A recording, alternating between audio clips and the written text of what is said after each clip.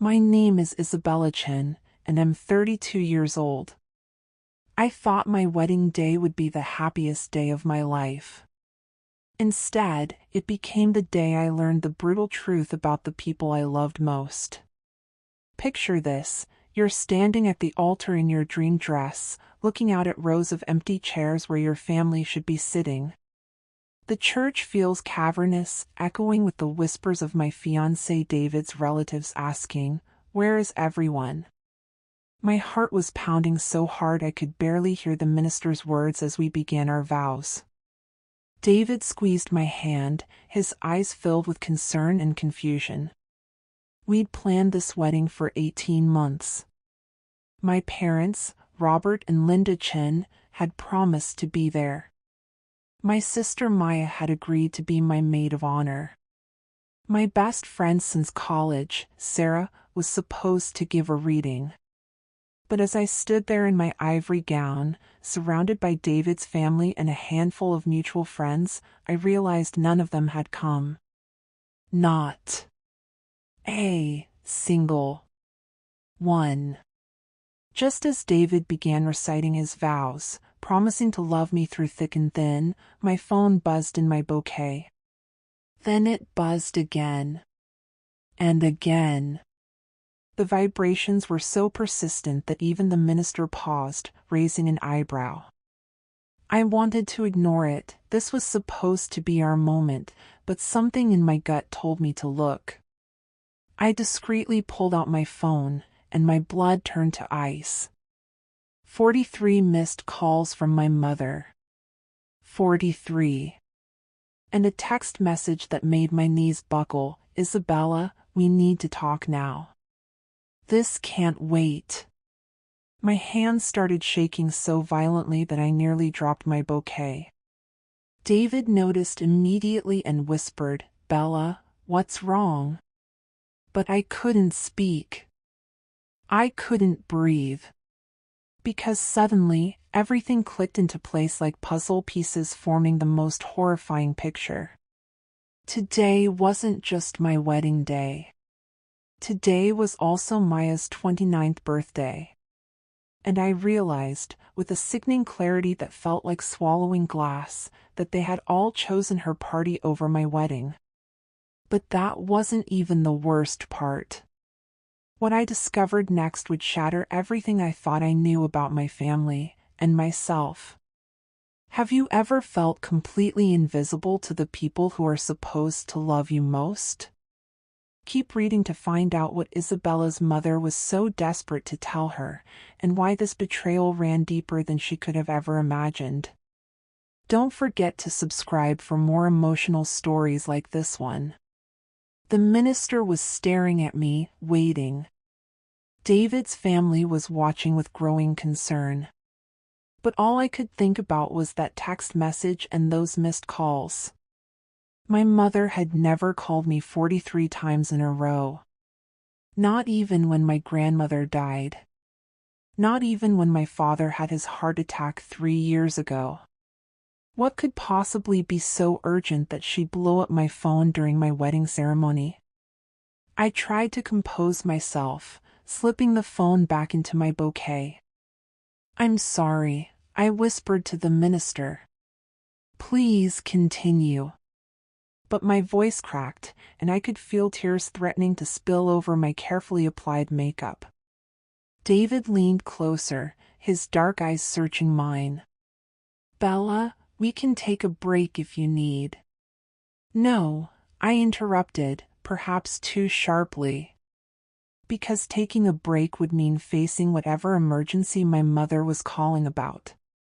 It would mean acknowledging that even on my wedding day, I was still invisible to my family. Still second place to Maya and her needs. You see, this wasn't the first time I'd been overlooked for my sister. Maya was the golden child, 2 years younger than me, absolutely beautiful with her long black hair and perfectly petite frame, and somehow always in crisis. She had a way of creating drama that sucked all the oxygen out of any room, any event, any moment that should have belonged to someone else. But this? This was my wedding day. The one day that was supposed to be about me and David and our future together. The one day I thought, foolishly, apparently, that I would come first. The minister cleared his throat gently. Shall we continue with the exchange of rings? I nodded, though my vision was blurring with unshed tears. David's best man, Marcus, handed over the rings, and I noticed the concern in his eyes too. Everyone could sense something was wrong. The energy in the small chapel had shifted from joyful anticipation to awkward tension. As David slipped the ring onto my finger, he whispered words that were meant to be romantic but felt like a bandage on a hemorrhaging wound. Whatever's happening, we'll face it together. You and me against the world.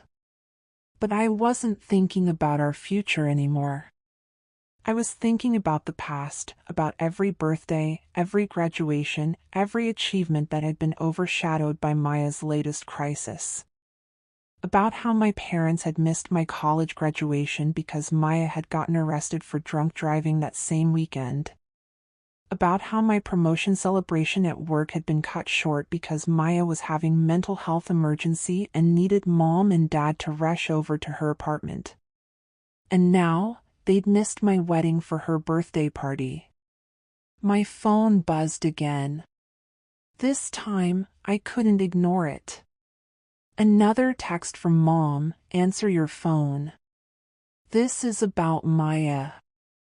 Of course it was about Maya. It was always about Maya. But as I stared at those words, something cold and final settled in my chest. Because I realized this wasn't just about missing my wedding. This was about 29 years of being the reliable daughter, the one who didn't cause problems, the one who could be counted on to understand and forgive and put everyone else's needs first. This was about the fact that I had sent them formal wedding invitations 6 months ago. I had called to confirm they were coming. I had even rearranged the seating chart 3 times to accommodate their preferences.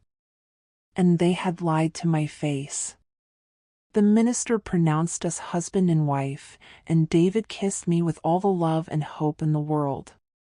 But as our small audience applauded and threw rice, all I could think about was what kind of emergency could be so important that it took priority over their daughter's wedding day.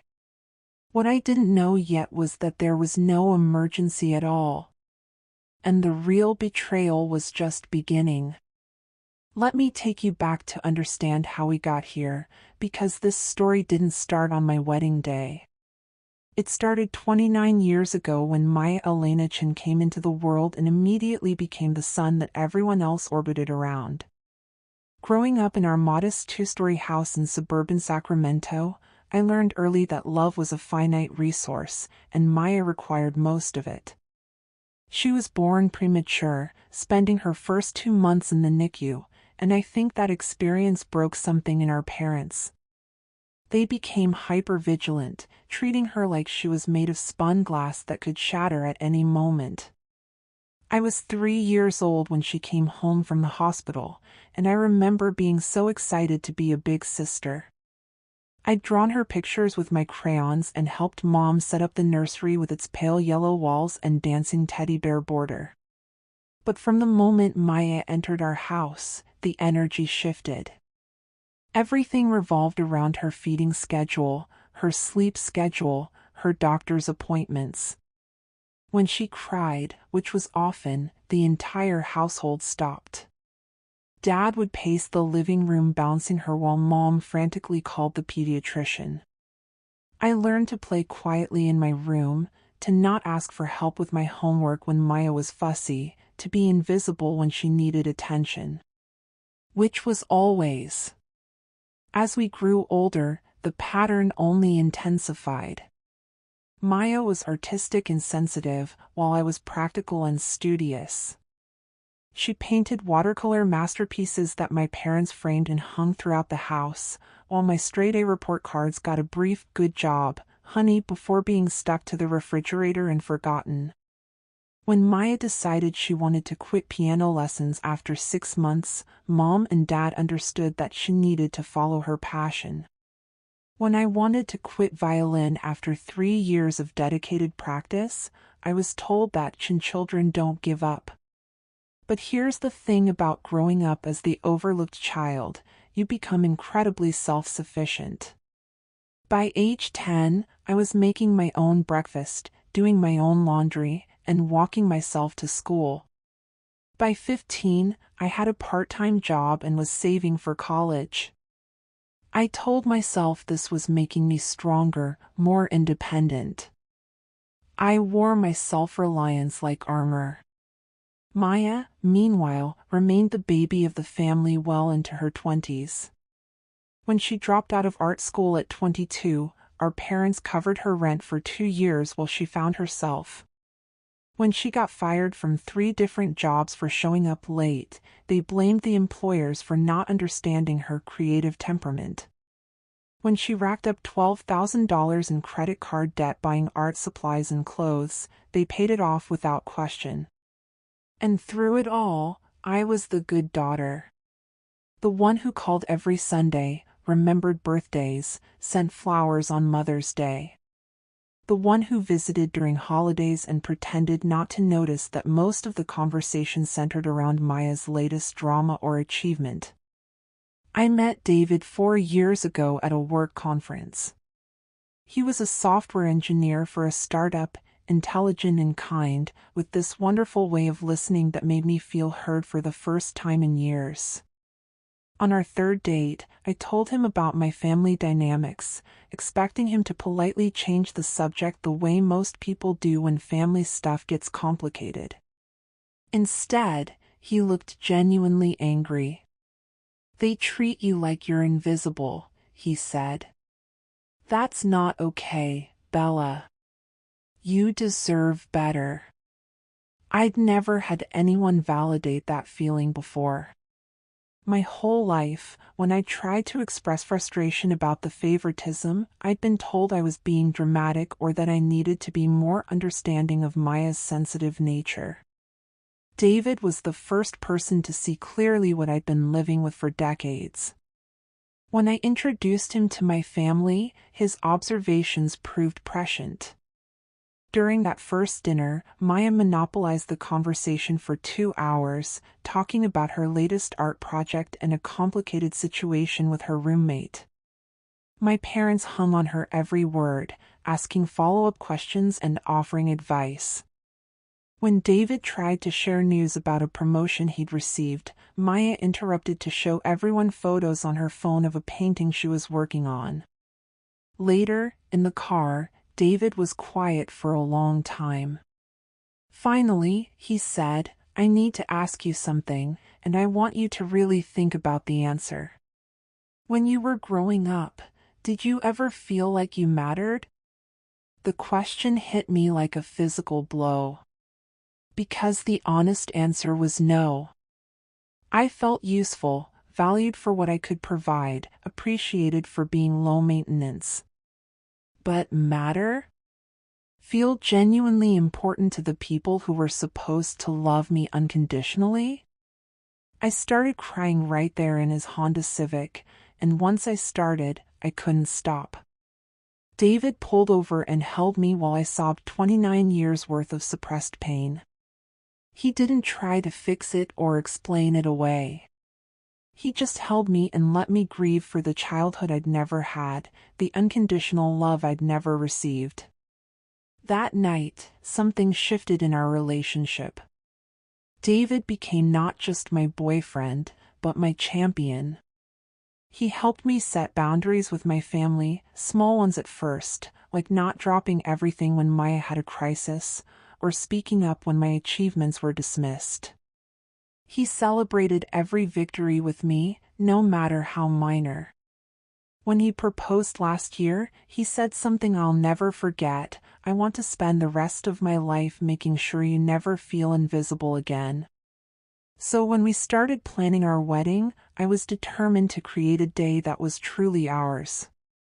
We kept it simple, a small ceremony at the historic chapel downtown, followed by dinner at our favorite Italian restaurant. We sent out invitations 3 months in advance, called to confirm RSVPs, and I even created a private Facebook event so everyone would have all the details. My parents said they wouldn't miss it for the world. Maya agreed to be my maid of honor, though she complained that the sage green dress I'd chosen didn't suit her complexion. Sarah, my best friend since college, was excited to do a reading from the Prophet during the ceremony.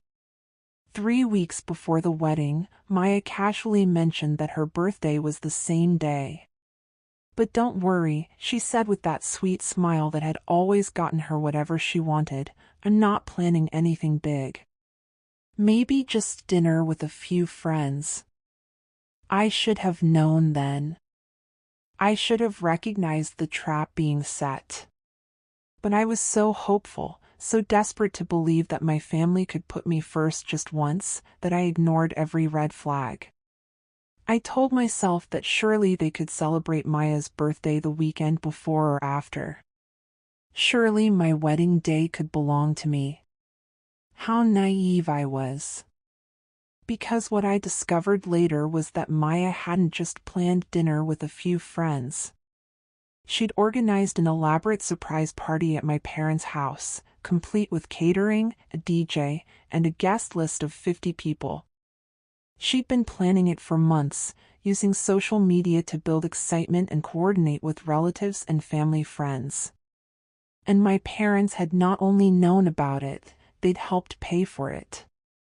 They had looked me in the eye, promised to be at my wedding, and then chosen to spend that day celebrating Maya instead.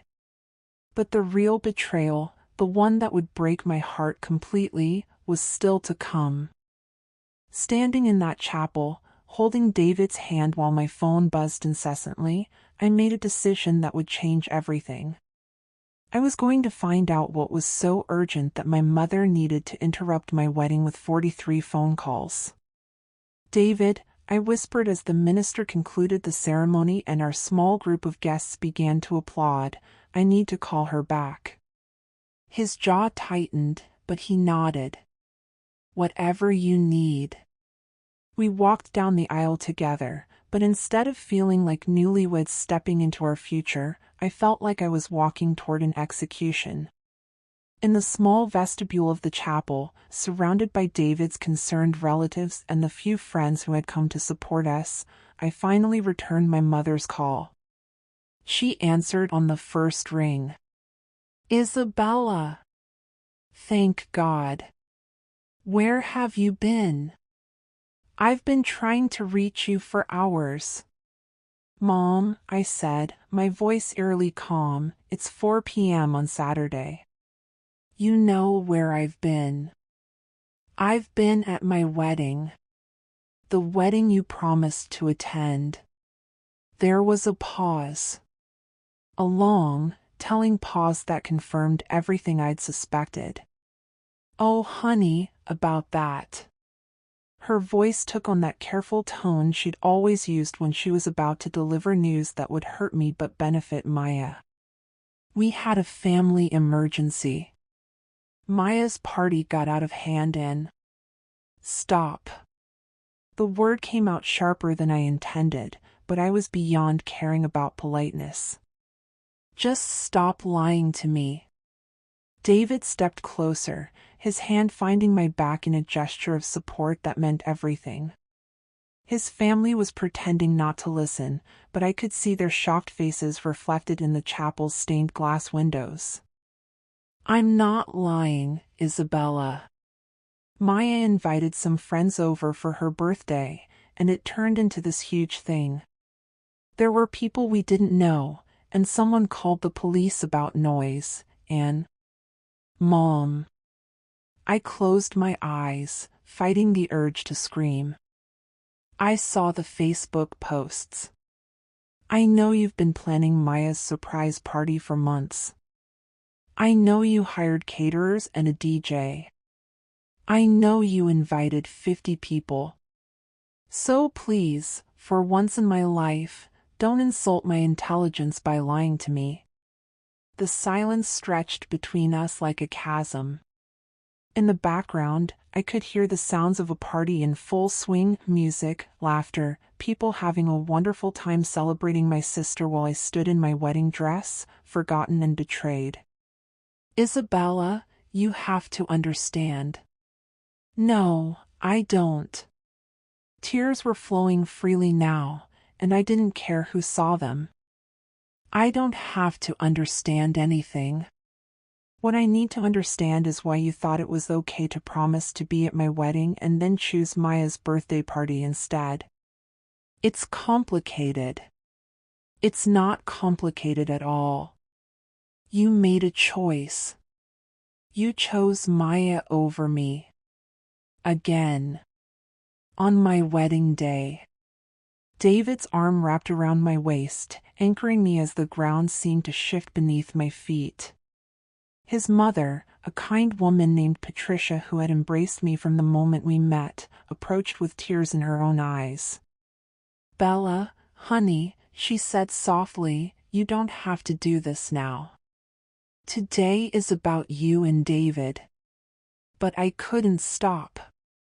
29 years of swallowed words and suppressed hurt were pouring out of me like water from a broken dam.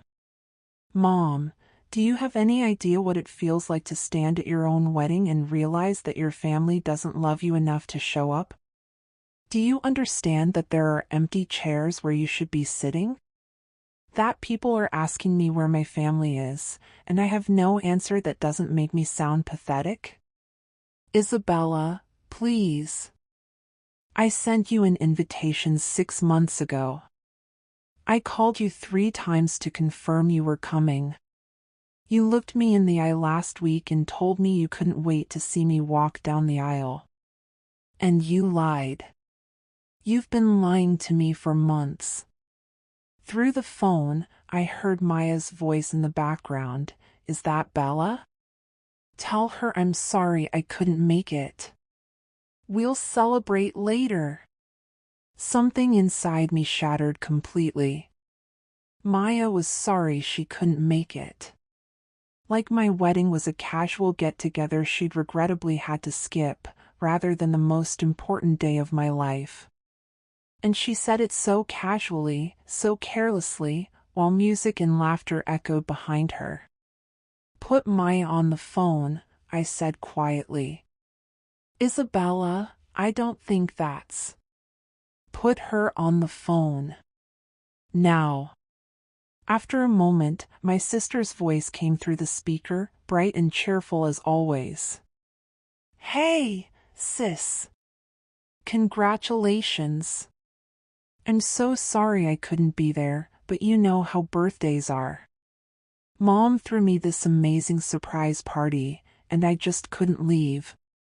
But we'll totally celebrate your wedding later. Maybe next weekend? The casual cruelty of it took my breath away. She was acting like missing my wedding was a minor inconvenience, like skipping a lunch date or a movie. And the way she said, you know how birthdays are, as if her birthday was obviously more important than my wedding, as if I should understand and accept that without question. Maya, I said, my voice barely above a whisper, this is my wedding day. I know. And I'm so happy for you. David seems really nice. But you understand, right? I only turned 29 once, and Mom went to so much trouble to plan this party. She invited everyone, all the aunts and uncles, all the family friends. It would have been rude for me to leave. Everyone. They had invited everyone to Maya's party. The same people who should have been at my wedding were celebrating her birthday instead. My own aunts and uncles had chosen Maya's party over my wedding ceremony. Who's at the party, Maya? I asked, though I already knew the answer would destroy me. Oh, everyone. Aunt Rose and Uncle Jim, Cousin Michael and his wife, the Patels from next door, Sarah. Sarah? My best friend Sarah was there too? Yeah. She brought me the most beautiful earrings. She said to tell you congratulations and that she's sorry she couldn't make both events, but you know how much she loves parties, and I hung up. I stood there in my wedding dress, in the vestibule of the church where I'd just gotten married, and I hung up on my sister while she was describing how wonderful her party was, the party that everyone I loved had chosen over my wedding. David was saying something, his hands on my face, but I couldn't hear him over the roaring in my ears. His mother was offering me tissues.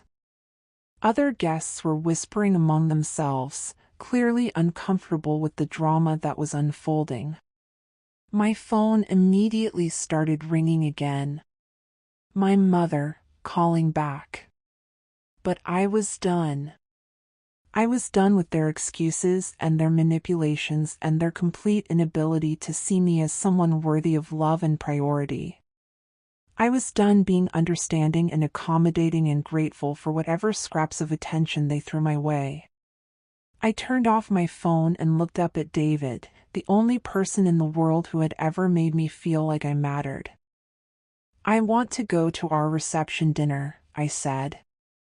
I want to celebrate our marriage with the people who actually showed up for us.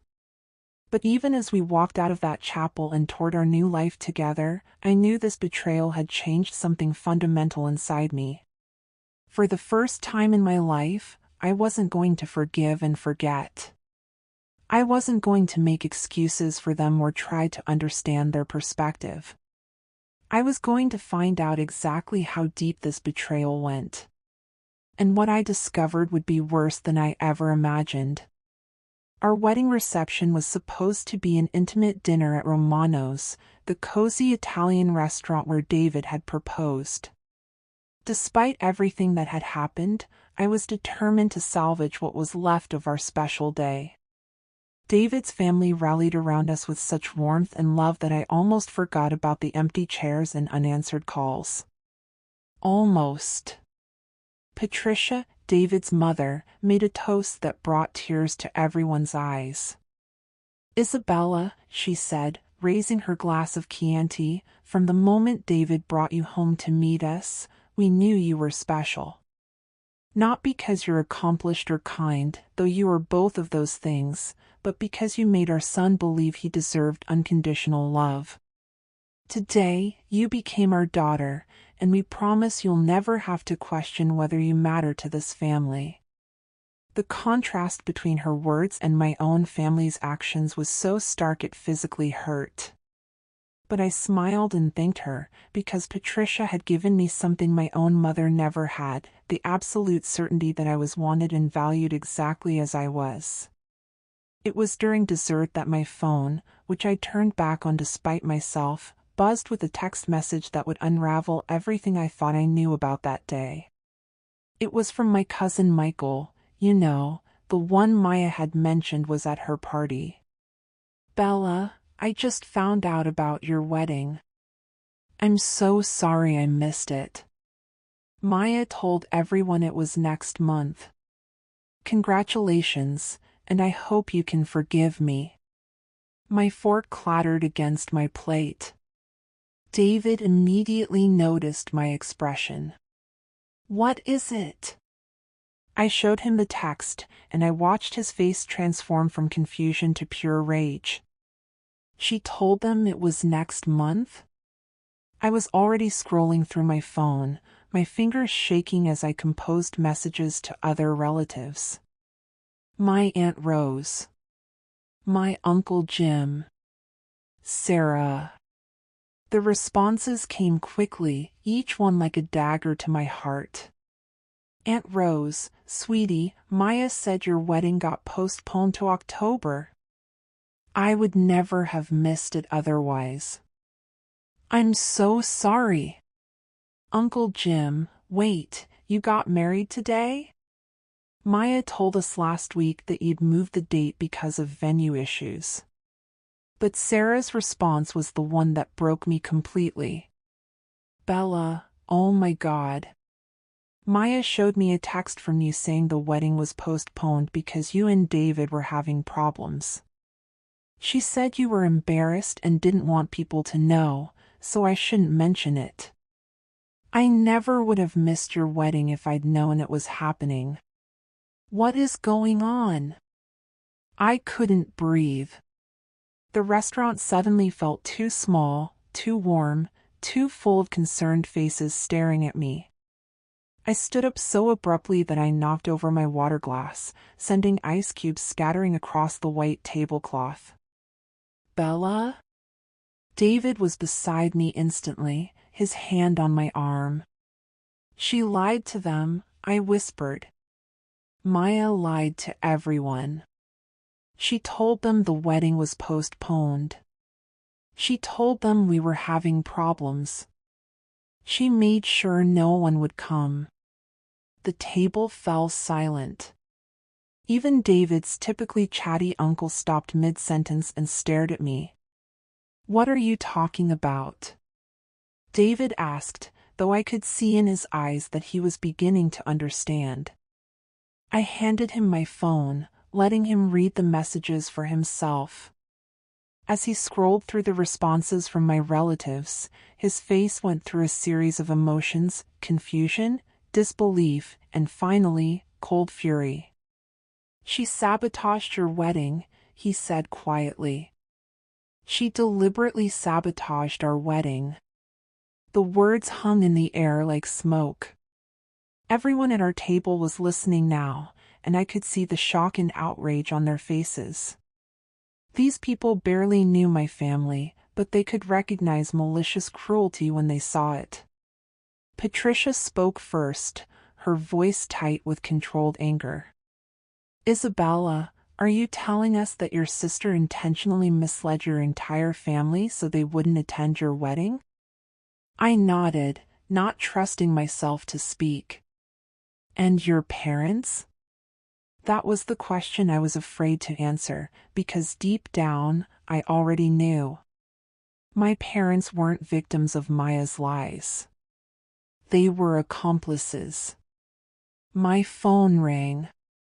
It was my mother again. This time, I answered on speakerphone. I was done protecting anyone's feelings or privacy. These people, David's family, our friends, they deserved to know what kind of people they were dealing with. Isabella, thank goodness. We need to talk about what happened earlier. You were very upset, and I understand, but... Mom, I interrupted, I need to ask you something, and I want you to tell me the truth. Did you know that Maya told everyone my wedding was postponed? Silence. Did you know that she showed people fake texts from me saying that David and I were having problems and that the wedding was canceled? More silence. Mom, I need you to answer me. When she finally spoke, her voice was small and defensive. Maya was just trying to make sure her birthday party would be special. She's been planning it for so long, and she was worried that people would choose your wedding over her party if they had to pick. The restaurant felt like it was spinning. So you knew. We thought maybe people could celebrate both of you. Maya's party was in the evening, and your wedding was in the afternoon. We didn't think anyone would mind. You helped her lie to our entire family. You helped her manipulate everyone into missing my wedding so they could attend her birthday party instead. Isabella, you're being dramatic. We didn't help her lie, we didn't correct the misunderstanding. What misunderstanding, Mom?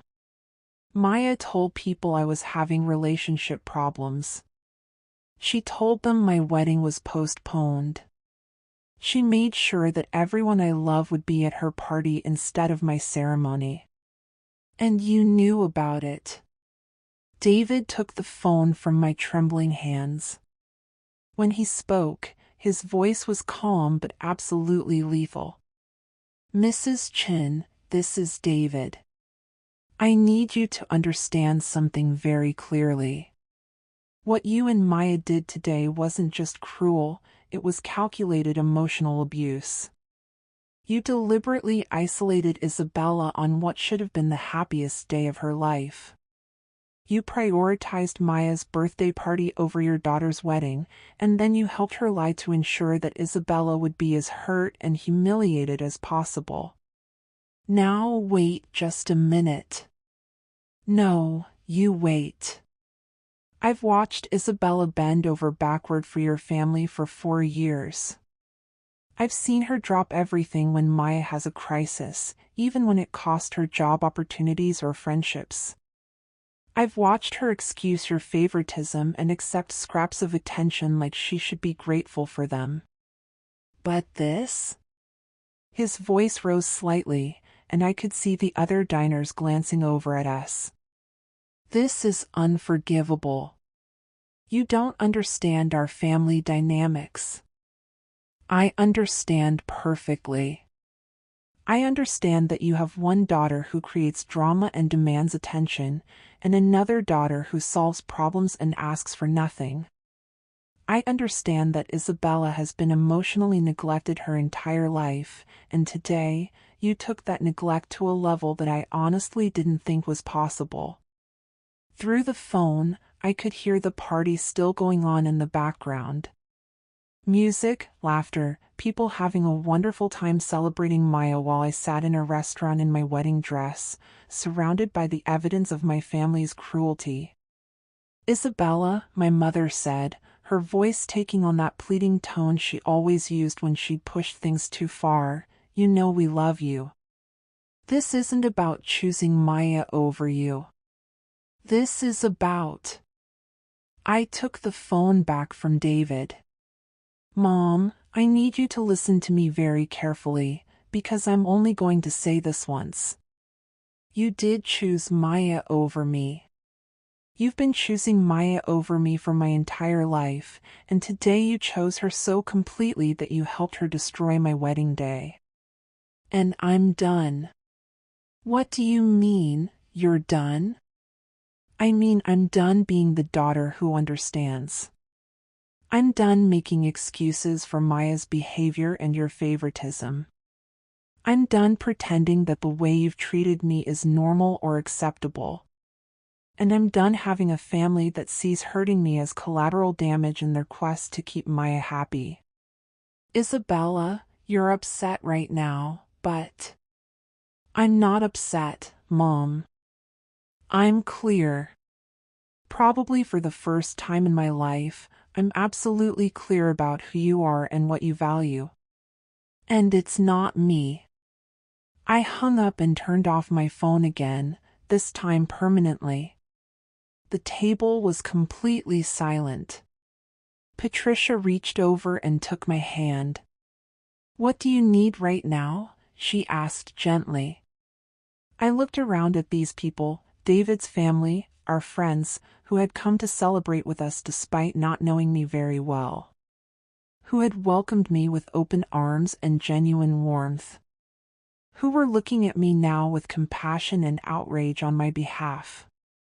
I need to remember that this is still my wedding day, I said. And these are the people who chose to be here with us. Maya can have her party and everyone who went to it. We have each other. David kissed my forehead. We have each other, he agreed. And we have a honeymoon to get to. But as we tried to resurrect the celebration, as David's family and our friends rallied around us with stories and toasts and determination to make the evening special, I kept thinking about that party happening across town. About Maya blowing out candles while wearing the smile that had always gotten her everything she wanted. About my parents singing happy birthday with enthusiasm they'd never shown for my achievements. About the family I'd lost forever, and the woman I was going to have to become without them. The healing would come later. The boundaries and the therapy and the slow, difficult process of building a life where I didn't constantly brace myself for disappointment. But that night, on what should have been the happiest day of my life, I learned something valuable, sometimes the people who hurt you most are the ones who are supposed to love you best. And sometimes, choosing yourself means walking away from everyone who taught you that you weren't worth choosing. Sometimes, the family you create is more real than the one you were born into. And sometimes, that's enough. 3 months later, David and I received a wedding gift in the mail from my parents, a crystal vase with a note apologizing for the misunderstanding and hoping we could put this behind us. I donated the vase to charity and never responded to the note. Maya sent a friend request on social media 6 months later, as if nothing had happened. I blocked her. But here's what I want you to know: choosing yourself isn't selfish. Setting boundaries with people who hurt you isn't cruel. And sometimes, the most loving thing you can do is stop enabling people to treat you badly. I'm not saying it's easy. There are still days when I miss the family I thought I had, or wonder if I could have handled things differently. But I never regret walking away from people who saw my happiness as disposable. David and I renewed our vows on our first anniversary, surrounded by the family we'd chosen, his relatives, our friends, and the people who had proven they valued us enough to show up. It was everything our wedding should have been, full of love, laughter, and people who actually wanted to be there. Have you ever experienced betrayal like this from your own family? Have you had to choose between your own well-being and maintaining relationships with people who consistently put you last? I'd love to hear your story in the comments below. Sometimes, knowing we're not alone in these experiences is the first step toward healing.